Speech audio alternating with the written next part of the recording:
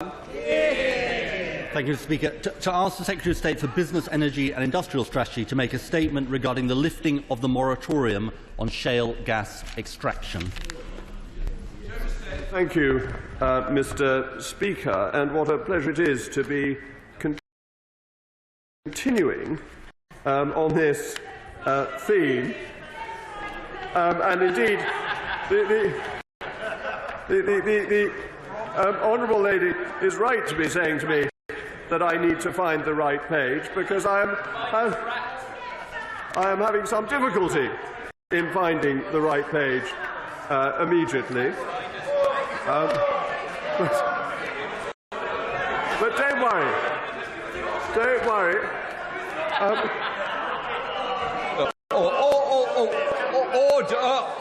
Secretary of State. Is there another copy we can send through?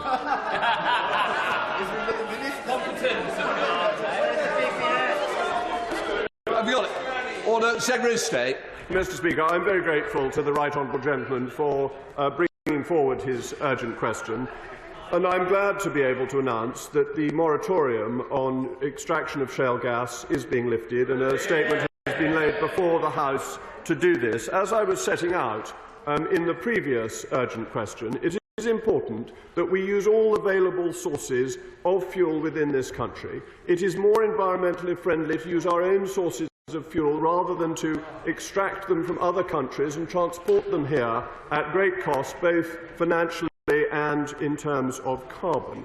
It is something, therefore, that we need to revisit, and we need to revisit the seismic limits to ensure that shale gas extraction can be done in an effective and efficient way.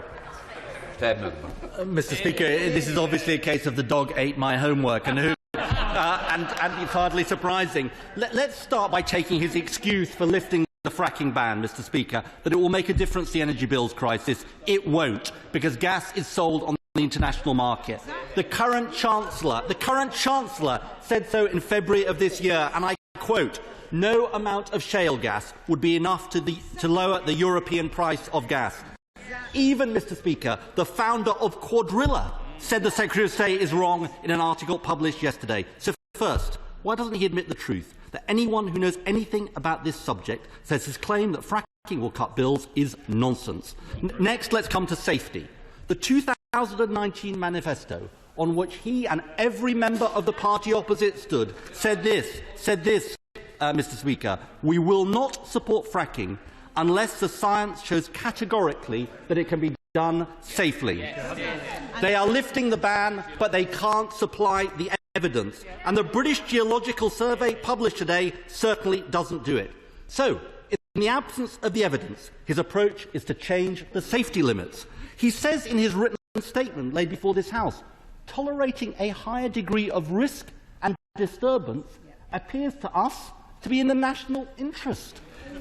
I look forward to him and his colleagues explaining his charter for earthquakes to the people of Lancashire, Yorkshire, the Midlands, Sussex, Dorset and indeed Somerset, who will be part of his dangerous experiment. Let me tell the party opposite, we will hang this broken promise round their necks in every part of the country between now and the next general election.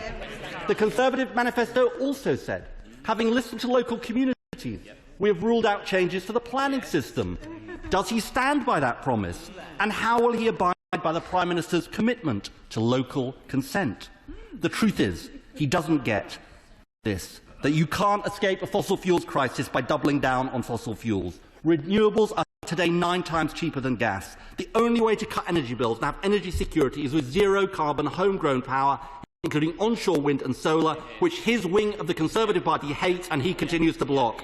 For communities in every part of our country, today shows they can never trust a word this government says again. And he has shown he is willing to break his promises to support dangerous fringe ideas that put the interests of fossil fuel companies above that of the British people. Mr. Speaker, there was plenty of energy in that, but it was, I'm afraid, more sound and fury that signifieth nothing. We know that shale gas is safe. It's safe in the United States and has been one of the biggest contributors to the decline in carbon emissions news in the United States of any activity that has gone on in that country. We know, even if members opposite wish to ignore it, that seismic activity of 2.5 and below on the Richter scale takes place millions of times a year across the world, that our standards for ground-level movements for construction work are double those that have ever been achieved by any shale gas exploration in this country. There is a huge margin over what we allow for building work against what has actually happened in terms of shale gas. And the honourable gentleman seeks to deny the ordinary rules of supply and demand. He ought to be aware that when you increase supply and demand remains steady, you have an effect on pricing, and that pricing is always set at the margin, that the price of any commodity is set by the final user who demands that commodity. And if supply exceeds demand, then prices fall, and any increase in supply helps reduce costs. But there's another point. We have, all of us, constituents with gas boilers, and we are going to have them for many years to come. Do we really want them to be dependent on strange dictatorships that wage war in this world? Or do we want to have our own security, our own supplies? Do we want to maximise what we receive from the North Sea and what we receive from underneath our feet? This seems to me, Mr. Speaker, to be just good common sense. It is safe. It is shown to be safe. The scare stories have been disproved time and again. The hysteria about seismic activity, I think, fails to understand that the Richter scale is a logarithmic scale. It seems to think it is a straight arithmetic scale, which of course it is not. And bringing on this supply will bring us cheaper energy, which we need. That will help our constituents. It secures our supply, which will ensure that our businesses can continue to operate whatever the weather. This is of such importance, and it is sheer Ludditery, Mr. Speaker, that opposes it. Well, Benzie. There's nothing Luddite about the people of Lancashire or of Fylde. And I just want to start by saying, Mr. Speaker, how disappointed I am that Parliament was not informed about this before the media, that as a local Member of Parliament I was not given the courtesy, despite having requested for 2 weeks, contacting the honourable member to get information via his PPS. I've sent letters, I've sent WhatsApps, nothing back. So, Mr. Speaker, can we be crystal clear on one thing?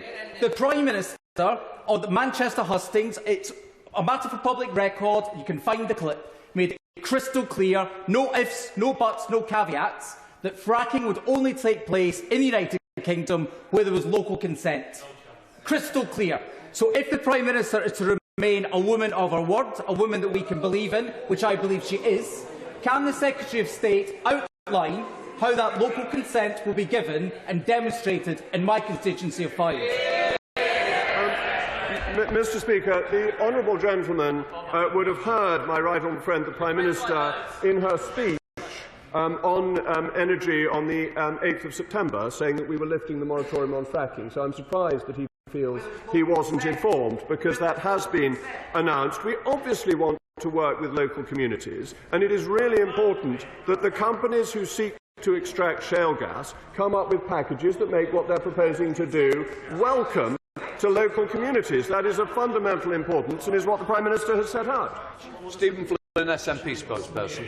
Mr. Speaker, there can be no doubt that this particular political earthquake is absolutely bonkers. The UK faces two problems when it comes to energy prices and energy security. Let's be clear, when it comes to energy prices, producing shale gas will make absolutely no difference whatsoever. And when it comes to energy security, what this government could and should be doing is turbocharging renewables and creating a CFD for the likes of hydrogen to ensure that we have hydrogen boilers in the future, not reliant upon gas boilers of the past. But luckily, Mr. Speaker, in Scotland there will be no change, there will be no fracking whatsoever. We, unlike the Tories, stick to our word. And isn't it great to know that that will not change? But the one thing that will change is we'll be long gone from the shackles of this place by the time shale gas is produced in England. Mr. Speaker, it's amusing to think that the economics of independence were all dependent upon oil and gas, and now they're not going to have any. So that doesn't seem to me to be entirely consistent. Using our national resources is a sensible and wise policy, and that is what this government is looking to do. Sir Desmond Swayne. There's been no moratorium on fracking for thermal energy, and it's continued at a pace at many sites. But the science is the same, isn't it? Mr. Speaker, except thermal energy has no seismic limit on it, whereas there was a 0.5 limit on shale gas, which made it almost impossible. It was a policy that was designed to stop any shale gas being extracted. In Lavery. Mr. Speaker, can the Secretary of State confirm what recoverable reserves of shale gas we have here in the UK? What percentage of that shale gas would be likely to be the demand, the global demand, or even national demand? Then how will this impact upon the global price of natural gas?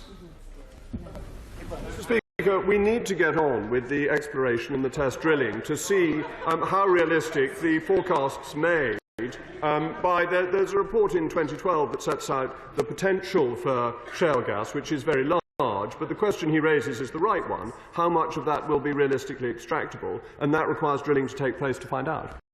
Richard Holden. Very much indeed, Mr. Speaker. Obviously, in the long term, looking to these measures to increase security and increase supply is incredibly sensible, not only just in terms of getting prices down, but also in terms of delivering energy security. But for many of my constituents still struggling with energy prices now, particularly those off-grid, can the Secretary of State just outline a few of those and where he intends to go further in that short-term support as well? Mr. Speaker, I think that was the last urgent question that we discussed that, so I will ask the honourable gentleman to look at Hansard. Caroline Lucas.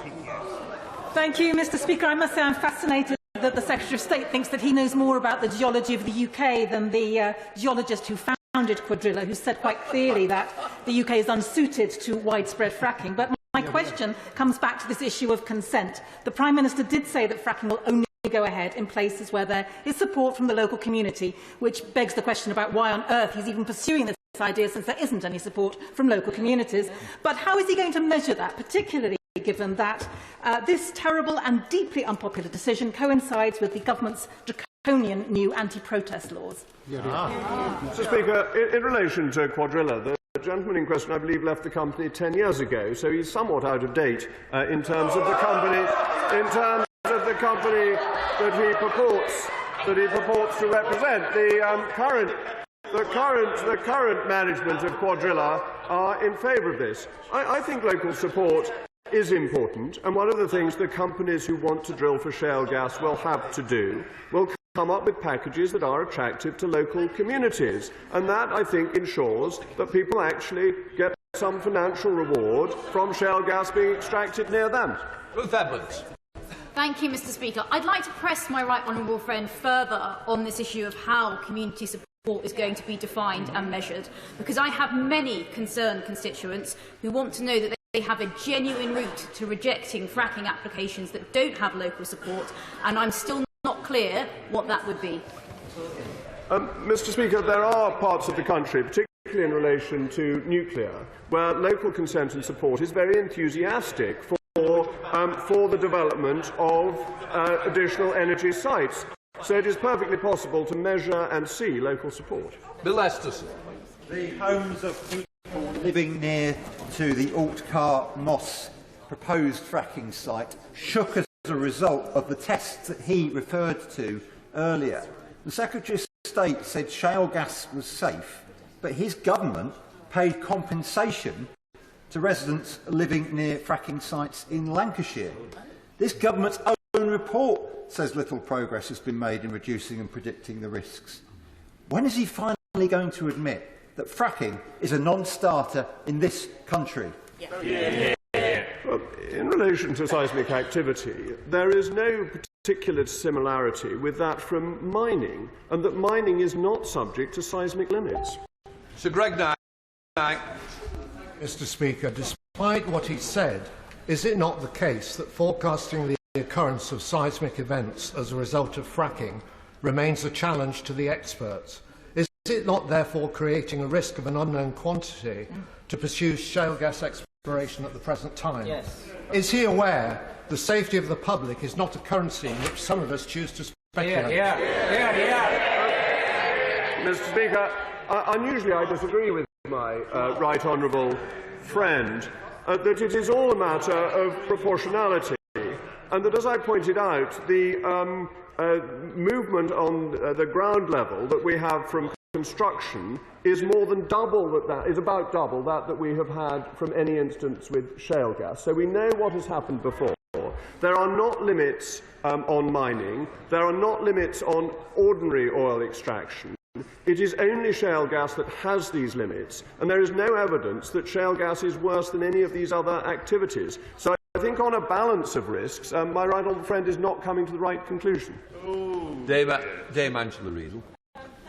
Much, Mr. Speaker. I take it a bit rich from the self-styled minister for the 19th century that he thinks the CEO of Quadrilla is out of date. His manifesto said that we will not support fracking unless the science shows categorically that it can be done safely. Exactly. The science has not proved categorically that it can be done safely. So he is reneging on his solemn promise, which all of them stood on, to the British people in 2019. This is not a legitimate thing for this government to do, is it? Mr. Speaker, we must reiterate, or I must reiterate, that the former Chief Executive Quadrilla resigned 10 years ago. He does not represent the company, and that is important, and the House would be put under misapprehension if it were to think that he were currently involved. As regards the last manifesto, I happily stood on the last manifesto because I had read the 2012 report that went through most of the myths against shale gas and showed that they were wrong and that the extraction of shale gas is safe. Scott Benton. Mr. Speaker, the Secretary of State will be aware of the strong objections which many of my constituents have to fracking. The Prime Minister has been quite clear in saying it will only take place if there is strong local support for it. However, this poses many questions. What is a local community and how do you define that? How do you ascertain whether or not it can command local support? And what incentives, if any, are going to be provided to local communities to have fracking imposed upon them? My constituents are understandably anxious about fracking returning to the Foul Coast, and so when will they receive an answer to some of these questions? Thank you, Mr. Speaker. My honourable friend asks a very important question, because it is important for the national interest that we have secure supplies of gas. That is something important across the House to all constituents. But this will affect some residents much, much more than others, and therefore it is only right that they are compensated and that they receive some financial benefit for the inconvenience that they will have. Now, I would say to my honourable friend that the majority of the inconvenience does not actually come from the extraction of shale gas, but it comes from the building of the shale gas well in the first place and the lorry movements that are associated with that. And it is important that people benefit and are rewarded for doing something that is in the national interest. Jeremy Corbyn. Mr. Speaker, what studies has the Secretary of State taken of the effect on aquifers where fracking has taken place that are deeply polluted and run well beyond the local community that he's seeking the support for to introduce fracking back into this country? Surely he must understand the dangers of this are going to be here for decades and decades to come, long after whatever small amounts of gas have been extracted, and it's future generations that will suffer because of this policy. Mr. Speaker, it's no surprise that I disagree with the right honourable gentleman. I would refer him to the 2012 report that was done that went through this and went through what had happened in the United States for comparison purposes. First of all, it found that the evidence on pollution of aquifers was not actually any good, that most of the stories were invented or were scare stories. But in addition to that, the UK has a very good regulatory regime. So the combination of ignoring the scare stories and decent regulation means that one can be confident that aquifers will not be damaged. Robert Sims. Can I welcome this announcement? It's one of the few from the front bench which actually will make us a lot richer if we pursue this. It will also make us more resilient in a very difficult world. But the key seems to me what advantage those communities that may be affected can get in terms of financial support. And has the Secretary of State had any discussions with the Treasury? Because it seems to me that if local people do give their consent, it's in the national interest. I'm very grateful. My honourable friend makes exactly the right point, both ways round, that this is in the national interest, will make the country richer, but it's absolutely right that those affected should be rewarded, and to my mind that is direct financial reward, not a theoretical one. The last time we discussed fracking, the idea was that communities would be delighted if they got £10 for the village hall. I don't think that's the right way to do it. It needs to be direct to the individuals who are affected, and I've had preliminary discussions with my right honourable friend the Chancellor, but I don't have a formal thing to announce. Helen Morgan. Thank you, Mr. Speaker. Residents in the northern part of my constituency are rightly concerned about the impact of tremors on their often older buildings, and they're worried about the impact of the extraction of coal bed methane through fracking on their rural way of life. Can the Secretary of State explain in detail, which he hasn't done so far, exactly the mechanism that communities will be able to refuse to allow their consent for coal bed extraction and shale gas fracking? Because compensation is not consent. Well, compensation and consent become two sides of the same coin, that people will be able to negotiate the level of compensation, and it will be a matter for the companies to try and ensure widespread consent by offering a compensation package that is attractive. Do you know, Mr. Speaker, the other side, they howl and wail about this, because actually we're trying to use market forces. It's amazing, a Conservative government using market forces. Andrew Bridget. Speaker, does my right honourable friend agree with me that we should have been fracking our shale gas 2 years ago, but we are where we are, and that now the best available time to start is immediately? Rubbish. Mr. Speaker, my honourable friend says only 2 years ago. Why such a short time frame? Stephanie Peacock. Thank you, Mr. Speaker. The government's own figures show only 70% of the public support fracking. 3,000 people in Barnsley signed a petition against it. There is no local consent where I represent, and given the last round of fracking licences were in Yorkshire, how will the Secretary of State ensure that northern communities are not disproportionately affected by this outdated and dangerous way to create energy? Well, it's definitely not outdated. It's a very effective and modern way of extracting energy. And what I would say to people is, do they want cheaper and more secure energy or not? And if the answer is yes, then fracking is going to be part of the answer. Jerome Mayhew. Speaker, the Secretary of State has made repeated reference to a 2012 report which identified considerable potential reserves. How significant might these be in achieving energy security? I'm very grateful to my honourable friend. It is an important and fundamental question. The answer is that we need to do the test drilling first to see whether these reserves can be achieved in the way that the 2012 report hoped. But I can't give a firm commitment on that because we haven't done enough test drilling yet. Amy Callaghan. Thank you, Mr. Speaker.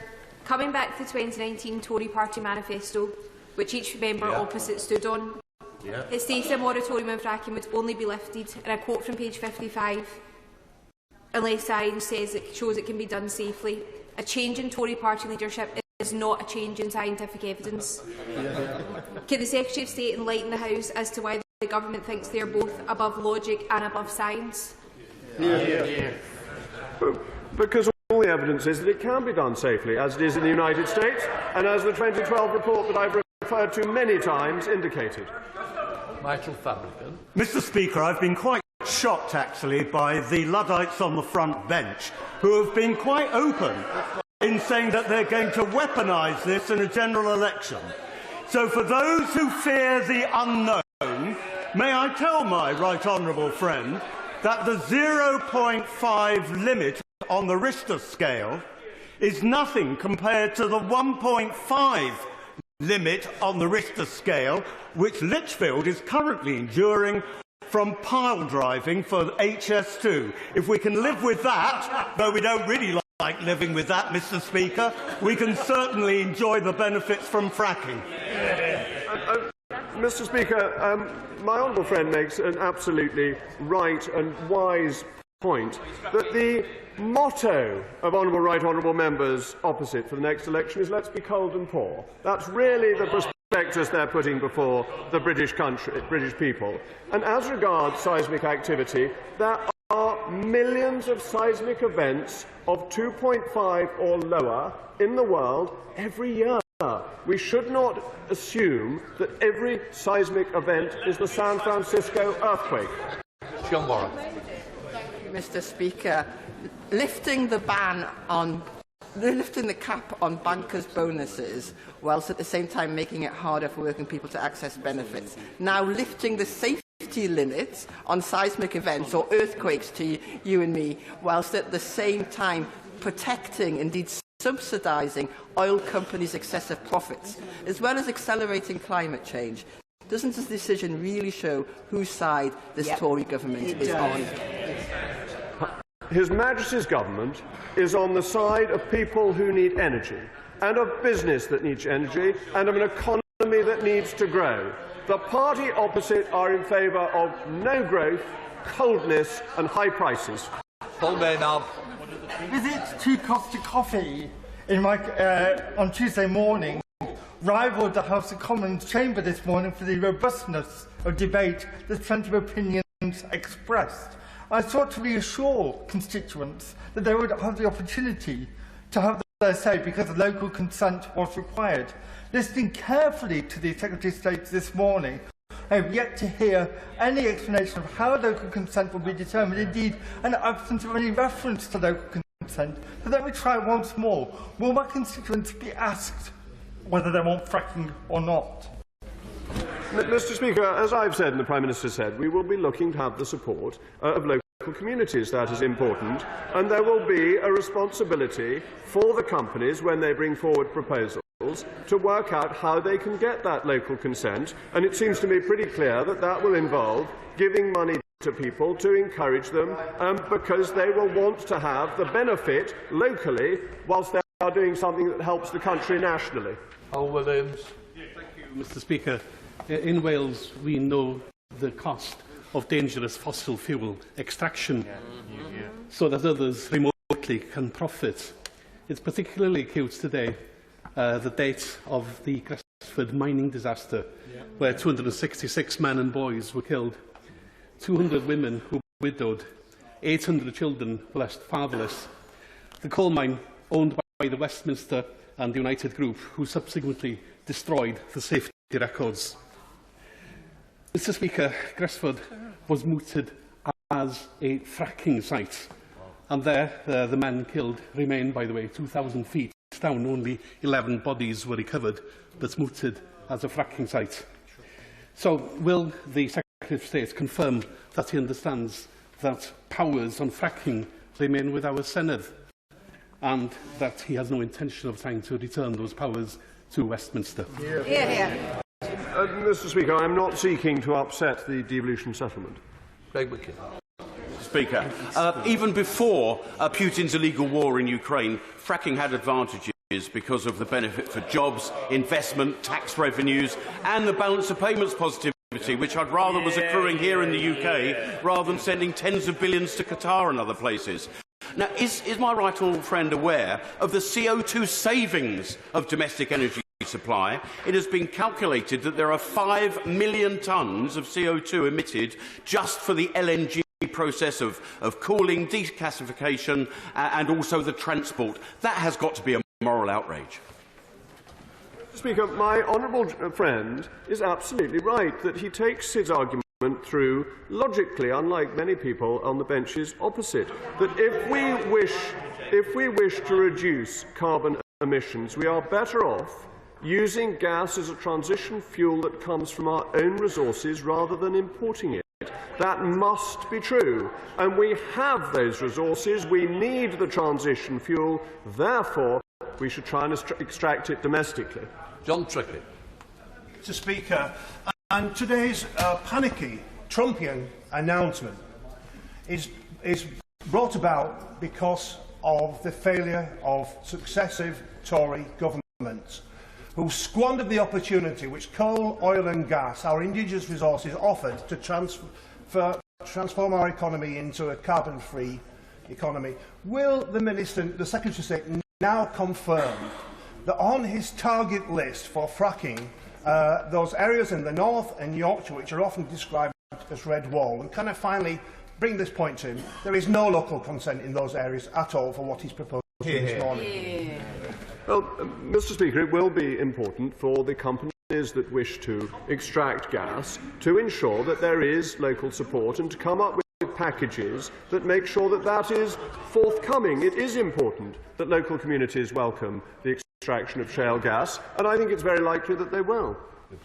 Stephen Trapp. Thank you, Mr. Speaker. Faced with a Russian leader who uses gas supply as a tool of warfare, it is entirely prudent to examine again the viability of all of our domestic energy resources. But can I really encourage my right honourable friend not to lose sight of some of the other big, exciting potential opportunities opening up, for example, floating offshore wind power in the Celtic Sea? And would he meet with myself and other colleagues with an interest in the Celtic Sea to discuss what further steps he and his department can take to further those projects?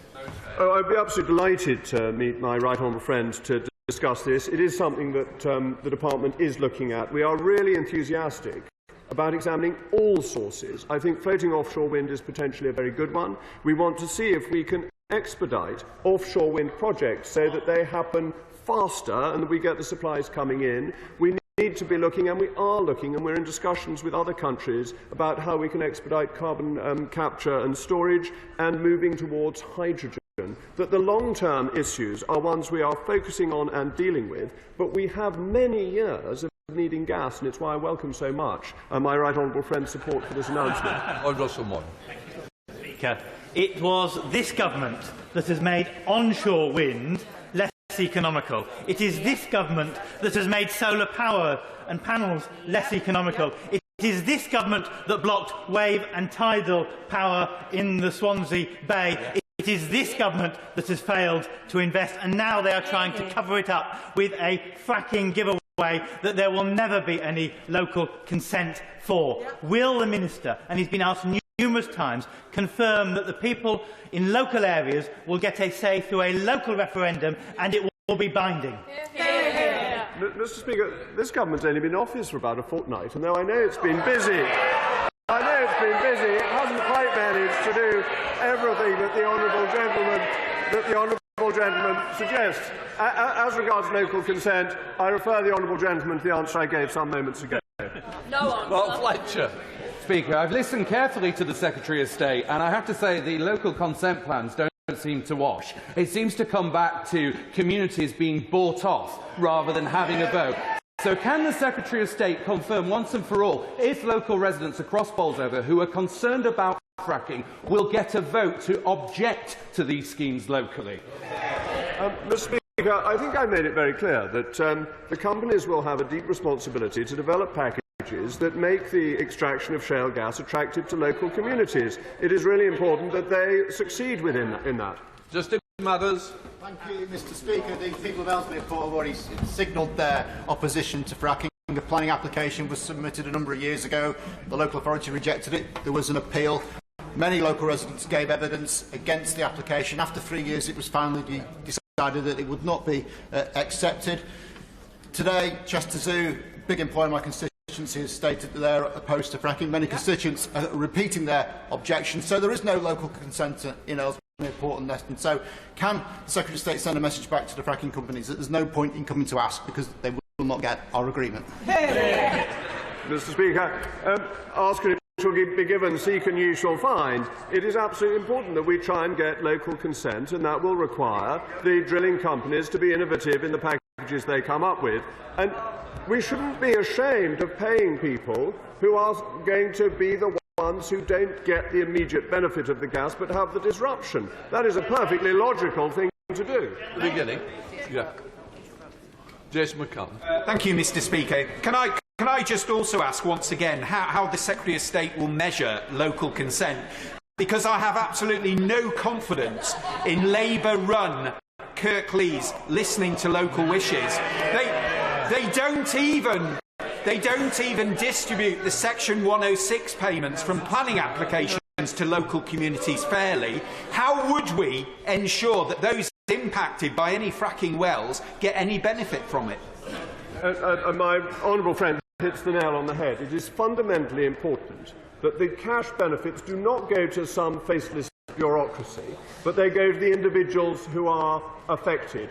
Actually, in the United States, this has made the extraction of shale gas enormously popular because people quite like improving their standard of living, and I think the same is true in this country. Thank you, Mr. Speaker. Can the Secretary of State explain exactly how the UK government deciding to get rid of the fracking ban aligns with their COP26 commitments? Mr. Speaker, using our domestic resources, as my honourable friend mentioned earlier, reduces our carbon emissions. It's really straightforward. Thank you, Mr. Speaker. Fracking is an outdated, dangerous and expensive way to produce energy that will not provide the clean, secure energy our country needs. In my constituency, an exploratory fracking site at Barton Moss needed a police operation which cost Greater Manchester Police £1.7 million in 2014, involved 150 police officers across 5 months. Fracking did not have community support, and Greater Manchester Police had to pay the heavy price of policing the demonstrations against it. Why is the government forcing this back on the community in my constituency? Mr. Speaker, there's a war in Ukraine. We need security of supply. Martin Docker to use. Thank you, Mr. Speaker. I wonder if the Secretary of State can advise the House what discussions will take place between his department and the Scotland office in enabling fracking in Scotland. Mr. Speaker, I regularly have conversations with the Secretary of State for Scotland.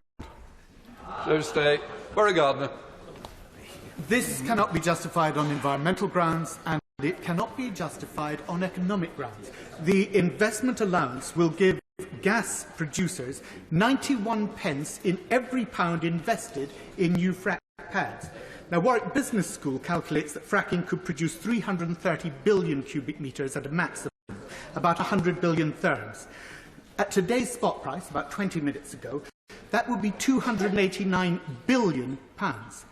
Given that the taxpayers are covering 9/10 of the investment, why should they not get 9/10 of the profit?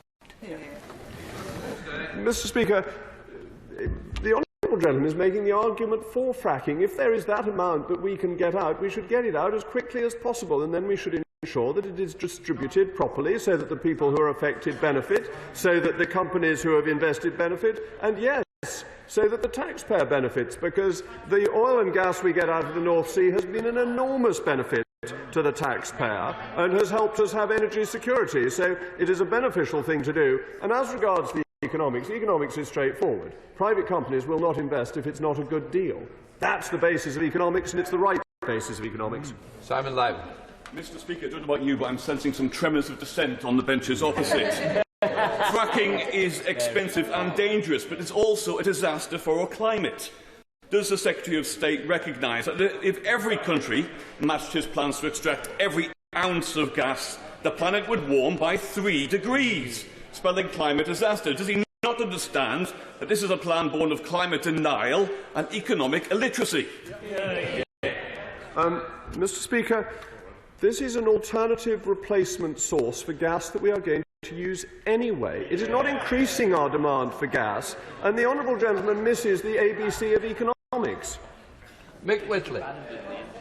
Yesterday, thank you, Mr. Speaker. Yesterday, the Business Secretary confirmed that his department will be reviewing the level of seismic activity that's permitted to take place at new fracking installations. Meanwhile, the government's energy security strategy pointed rules out lifting the draconian planning restrictions that were imposed on onshore wind by the Cameron government. Onshore wind is one of the cheapest, most popular and fastest to roll out forms of energy production available to us. Meanwhile, fracking, as the Chancellor himself has said, is hugely costly, with little to reduce domestic energy costs and risks inflicting immense damage on local communities and our precious natural environment. Will the Secretary of State concede that the government has got its priorities wrong? Mr. Speaker, the thing we are lacking at the moment, most acutely, is affordable gas. And gas is the fuel that provides electricity at the margin. So when the wind isn't blowing and when demand demand is high, it is gas that provides the marginal unit of electricity. It is therefore fundamentally important to our energy security.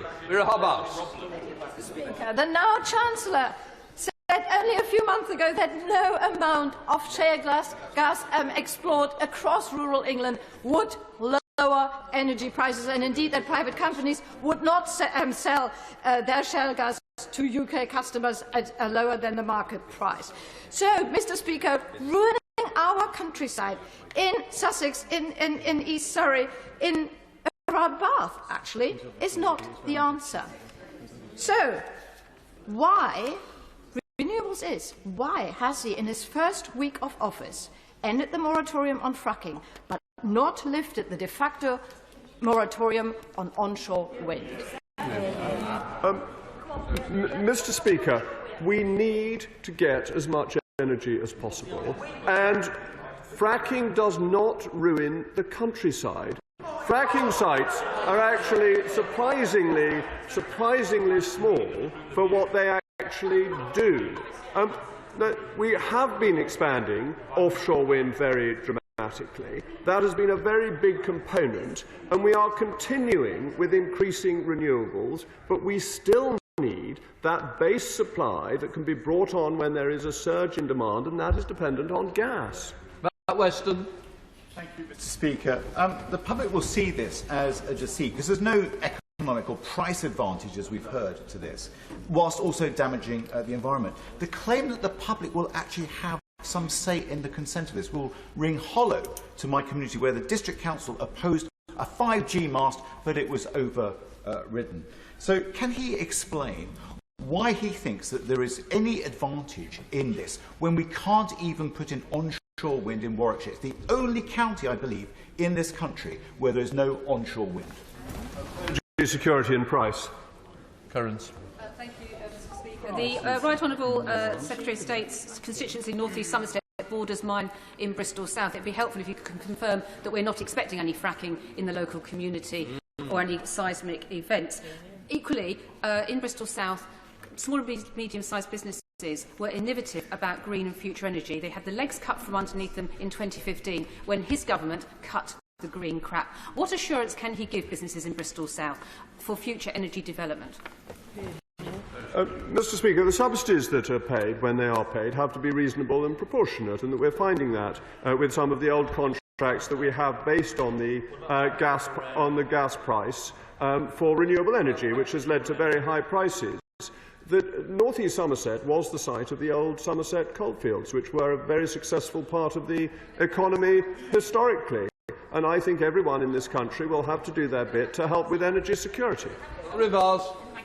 I wonder if the Secretary of State could placate the Luddites and publish the up-to-date evidence that enabled the government to U-turn both on the manifesto commitments and the previous Prime Minister's policy. Mr. Speaker, I believe this is completely consistent with the manifesto commitment on the safety of shale gas.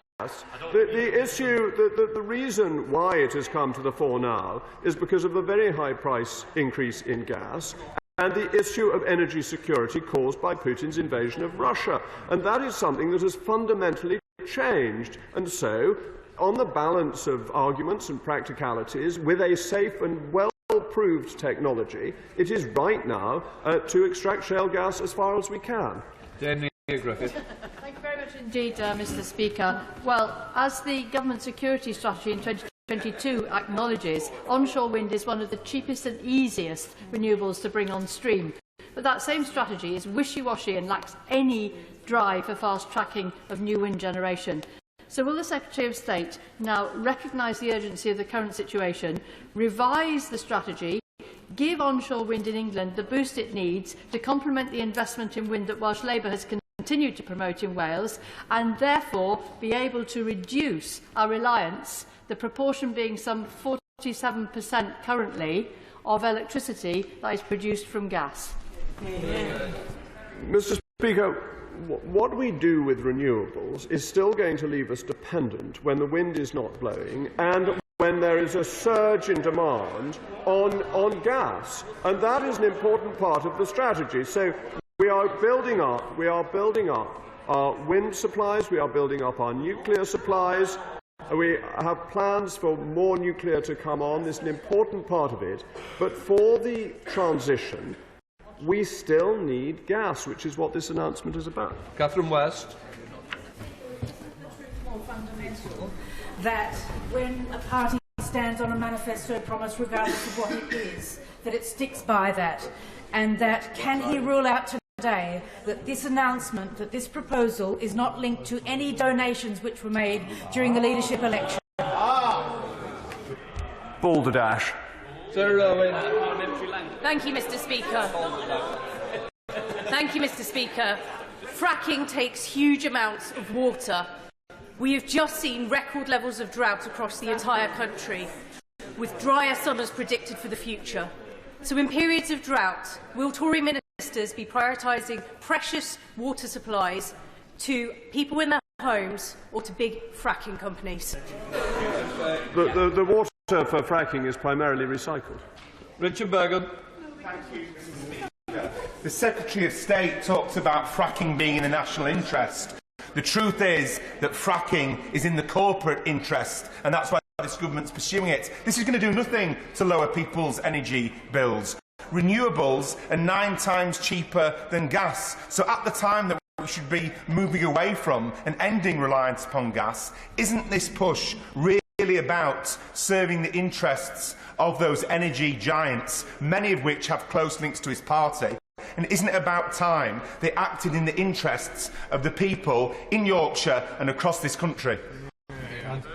Mr. Speaker, what is the honourable gentleman going to say to his constituents when there is no gas going to their boilers to heat their hot water and to heat their homes?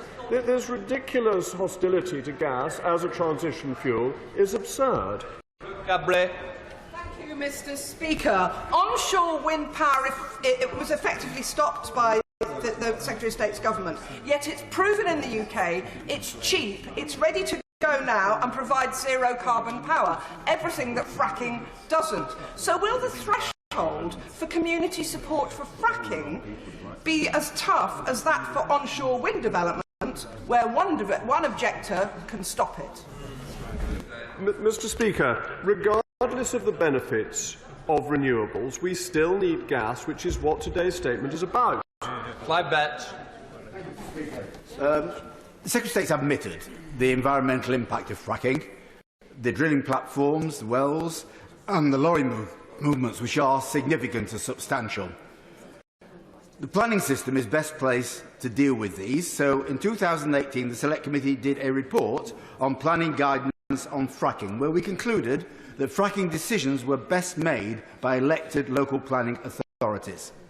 We don't know what the government's view is, because 4 years later, after that report, we still haven't had a response from ministers to the recommendations we made. Can I say to the Secretary of State, will he give an assurance that by the end of October, when we come back, the government will have responded 4 years late to the report we did? Mr. Speaker, the Lord President of the Council and Leader of the House is present, and I think that's very much a business question. I would say I'll make sure it's passed on to her, but I hope that she will feel it has been passed on anyway. Peter Grant. Thank you, Mr. Speaker. Listening to members on both sides of the House very gradually teasing out what the Secretary of State really meant when he said that compensation and consent are two sides of the same coin, why doesn't it just come clean and tell it as it is, that the government intends to change the payment of bribes for planning consent from a criminal offence to the official policy of His Majesty's government? Mr. Speaker, the honourable gentleman is a wise and good man. But that point is completely fatuous. That paying people for inconvenience is a perfectly reasonable and commercial thing to do. Steve Doherty. Thank you, Mr. Speaker. The truth is this won't provide any immediate relief for consumers. And when in Wales we've taken measures to try and support our energy security, it was the UK government that pulled the rug out under tidal power and tidal lagoons and has failed to make progress on Wilfa Newydd. Now, will you be absolutely clear? The Welsh Government has issued a moratorium on fracking. It's very clear, 1,900 submissions to consultation. Will he absolutely rule out attempting to undermine that position and that consent, that view from the Welsh Government? Mr. Speaker, there's no plan to change the devolved situation, and I've said that already before, and it's not a matter for my department anyway, so I can give him that assurance. As regards tidal power, the costings simply weren't economic, and that has been a problem with tidal proposals. Dame Diana Johnson. The Secretary of State has talked a lot about common sense and about using our natural resources. So can you just explain to me why it is the government are not dropping the moratorium on onshore wind? Mr. Speaker, we have had an enormous amount of offshore wind come on, and that is a very important part of renewables, and has been a very effective way of getting very large quantities of power, and that has been the major concentration of government policy in recent years. Jeff Smith. Mr. Speaker, who specifically will be responsible for measuring and determining local consent for fracking? Mr. Speaker, it will be a matter that will be dealt with in a governmental way, as is normally done when you are seeking to work out what consents are. There are perfectly proper processes for establishing the views of local communities. Drew Andre. Speaker, fracking is the most unpopular and least effective way of producing energy and risks substantial geological impacts, and yet there is no evidence that it will reduce the price of gas. According to the government's own advisers, onshore wind, solar and hydro, including pumped storage, new cutting-edge technologies are all much, much cheaper and much, much safer and popular. Why does he dislike these technologies so much, and whose interests are being furthered by fracking? Mr. Speaker, the honourable gentleman is wrong to say I dislike those technologies. I actually think pumped hydro is a particularly interesting technology because it can be used with wind power to act effectively as a battery. So there is support for these, and we are discussing under this urgent question today, Mr. Speaker, shale gas. That doesn't mean that my department is not looking at all forms of energy. We need a wide range of supply, and we need security of supply, and we need to have cheap supply, or as cheap as we can get it. Matt Rodder. Thank you, Mr. Speaker. Residents across the south of England are deeply concerned about the risks of fracking and indeed oil drilling. Why is the Secretary of State not listening to those concerns? And why is he also not listening to the concerns of the government's former chief scientific adviser and indeed those of the British Geological Survey? Mr. Speaker, quite properly, the concerns of this House are being represented by members of Parliament, so they are being listened to by Her Majesty's government. Cat Smith. It is that the only person who believes that fracking will lower our gas prices is the Secretary of State. It's certainly not backed up by anyone in industry, and there's no question over the environmentally damaging nature of fracking. But one thing I think the Secretary of State is perhaps not aware of is the strength of opposition to fracking in communities like mine in Lancashire, where sites at Preston New Road and Rosica have seen a huge police presence just to manage the protesting. There is no public support for fracking. So I'd like to ask the Secretary of State if he can be very clear to my constituents in Lancaster and Fleetwood whether or not they will be given decision on whether or not fracking happens in Lancashire. Mr. Speaker, a number of people have said that fracking is environmentally unfriendly. It is more friendly than importing LNG from abroad. It is a lower carbon footprint, and this is fundamentally important. And I'm well aware that there have been objections to fracking, but I would also note that there have been stories widely reported that some of the opposition to fracking has been funded by Mr. Putin's regime. Daisy Cooper. Thank you, Mr. Speaker. Does the Secretary of State recognise that he has now put his government in the absurd position of wanting to impose fracking on communities that don't want it, whilst not allowing onshore wind turbines where communities do want it? Onshore wind turbines are cheap, they are quick to erect, and they normally bring about cheaper energy bills for local communities. So will he please, at last, without reference to offshore wind and everything else that he's doing, will he please answer the question directly? Will he lift the ban on onshore wind? Community consent is important, and the honourable lady is right to point that out. Clive Efford. Speaker, but only a few weeks ago, the Prime Minister quoted the Conservative manifesto when she said she was going to reverse national insurance because they had pledged not to increase it. So apparently that was a solemn pledge.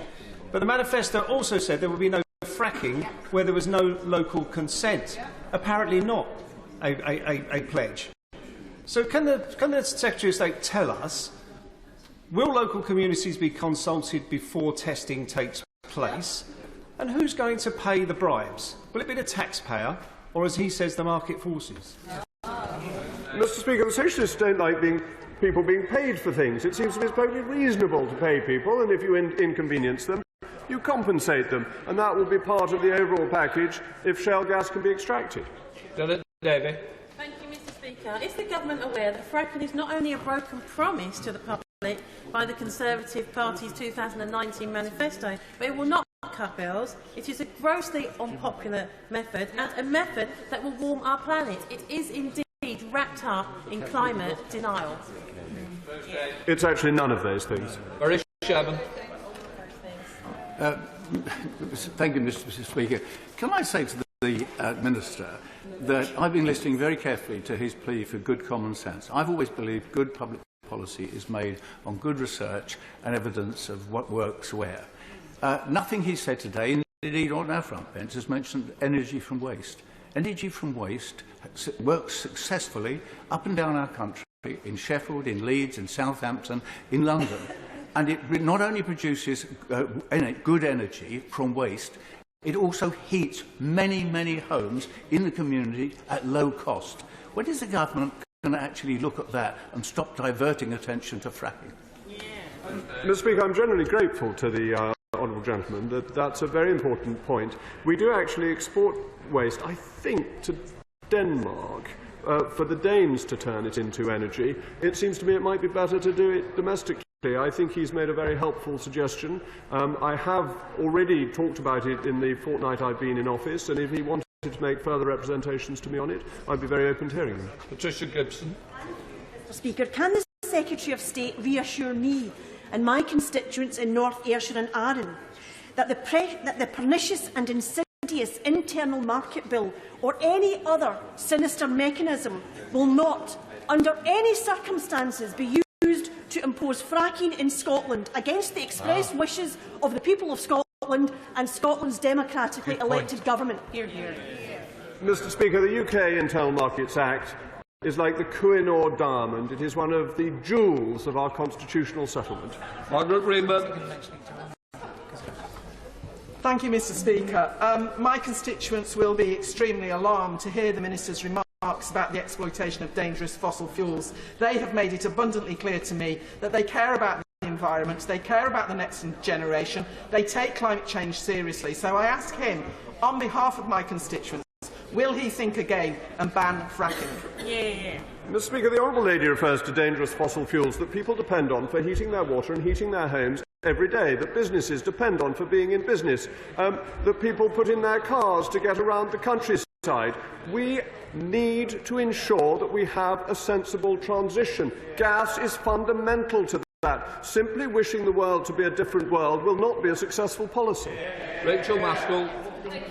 Mr. Speaker, Yorkshire is currently under a hosepipe ban because we simply do not have the infrastructure in place to provide the resilience for our water. And of course, at the same time, when fracking uses an exhaustive amount of water, this proposal does not make sense. So will he publish an impact assessment about our water infrastructure to ensure that there is resilience in the system before he even considers fracking?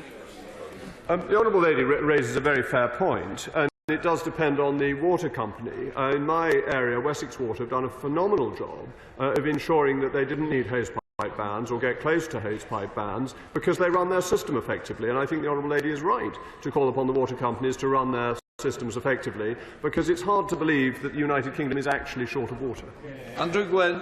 The Secretary of State is well aware of the strength of feeling against fracking in those communities that are likely to have the applications made by the companies. He's also aware of how the planning system works. He talks about having common consent of the community. If the local authority listens to the community and refuses planning permission, the fracking companies have the option of appealing to the planning inspectorate. It is not within the remit of the planning inspectors to take into consideration common consent as a material planning consideration. Will he change the planning rules to ensure that's not the case? Mr. Speaker, the honourable gentleman will know that decisions on planning, when reviewed by the Planning Inspectorate, are made by a Secretary of State acting in a quasi-judicial capacity. David Linden. Very much, Mr. Speaker. If the Prime Minister believes that fracking is so safe and should go ahead with the permission of local residents, can I ask by which date we can expect to see fracking take place in the sprawling country retreat of Chequers for the Prime Minister? Mr. Speaker, I'm not sure that, geologically speaking, Chequers is a suitable place for shale gas. I think the question from the honourable lady, the member for Bristol South, was actually more apposite, because it may be more likely in my part of the world than in my right honourable friends. Jamie Stone. Thank you, Mr. Speaker. A few minutes ago, the Secretary of State mentioned hydrogen.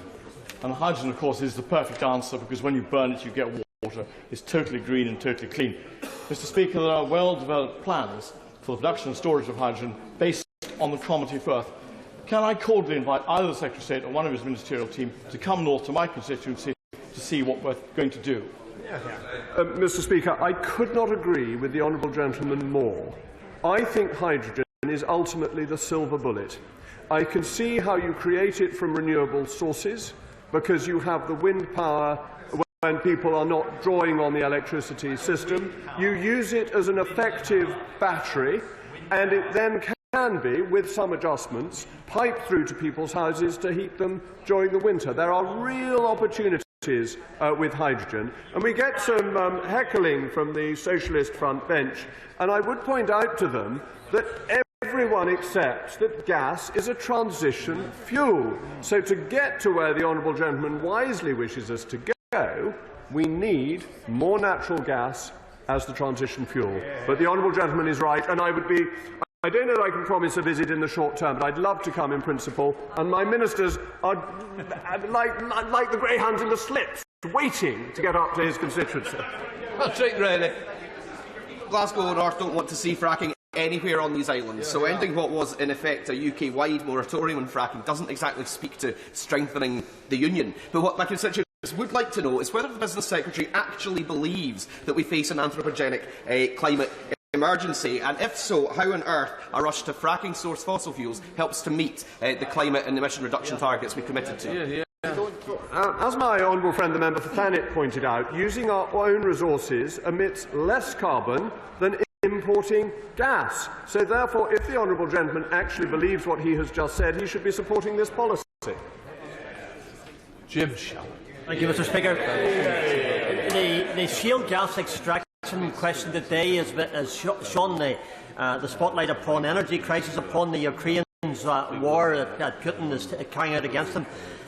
The others have referred to it, and I want to ask the Secretary of State this question. In relation to those who live close by, who will have their houses devalued, will have an impact upon their lifestyle, the Secretary of State has referred to compensation. No quantifying of the compensation has been made. Can I ask the Secretary of State this question? Will the compensation be a one-off payment for the value of their house? Will it be no energy costs? Will it be no rates? What does the Secretary of State understand that the compensation will be? As always, the honourable gentleman waits patiently to ask a fundamentally important question, and I'm very grateful to him, and as always for his assiduous attendance in the House. How the compensation packages will be worked up seems to me to be something that will be really important to gaining communities' consent, and there will be different approaches that work in different areas and different settings, but they need to be the right approach to obtain the consent. So this is something that must be developed, and the honourable gentleman's views on how it could best be developed will be extremely welcome. Thank the Secretary of State. Business questions. Shadow Leader of the House, Thangham and Debonair. Thank you, Madam Deputy Speaker.